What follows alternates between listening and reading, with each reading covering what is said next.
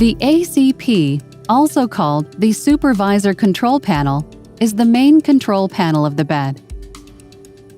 This nurse controller can be hidden in the linen shelf or placed on the foot end. The ACP contains the Go button for activation of the bed, the Stop button, and the button for switching on or off the underbed light. There is also an LED to indicate if the bed is charged or if it is in the mains. There are basic functions in the gray section: thigh rest up-down, backrest up-down with 30-degree stop function, height adjustment, and auto contour button. The lockout function can lock individual control.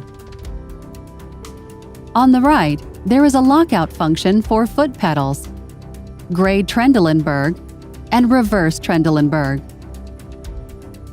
All preset positions are on the bottom: cardiac chair position, red Trendelenburg, one button for CPR, and examination position.